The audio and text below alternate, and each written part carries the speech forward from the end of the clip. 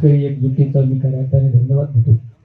जो भारत देश एका कृषी प्रधान म्हणून त्या भारत देशाकडे आपण पाहतो, तो त्याच भारत देशामध्ये सर्वात जास्त आत्महत्या जर कोणाची होत असेल ती म्हणजे माझ्या शेतकऱ्यांची, आणि त्यामध्ये सर्वात जास्त जर प्रमाण असेल ते म्हणजे महाराष्ट्रातील माझ्या शेतकऱ्यांचे. त्यामुळे शेतकऱ्यांना एकच सांगू इच्छितो की या पुढील कालखंडामध्ये आपल्या सर्वांना रस्त्यावर उतरावं लागणार आहे.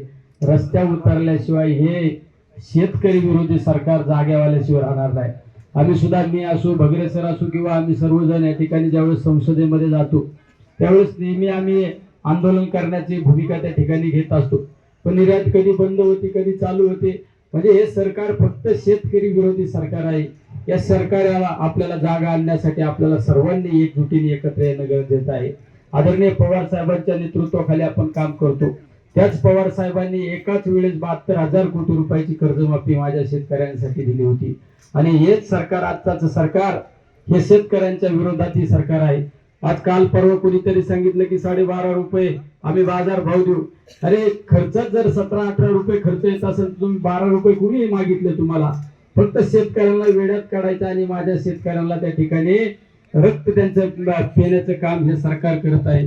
त्यामुळे या सरकारला आपल्याला जर जाग्यावर आणायचं असेल, माझ्या शेतकऱ्यांना हमी भाव जर मिळवायचा असेल, तर आज ज्या पद्धतीने आपण तुम्ही सर्वजण एक उठले, आपल्याला रस्त्यावर येणाऱ्या कालखंडामध्ये उतरणं गरजेचं आहे हे त्या ठिकाणी सांगतो. आणि माझ्या शेतकऱ्यांना हमी भाव मिळालाच पाहिजे ही मागणी आपल्याला प्रामुख्याने नेहमी मांडली पाहिजे ही त्या ठिकाणी अपेक्षा व्यक्त करतो. आज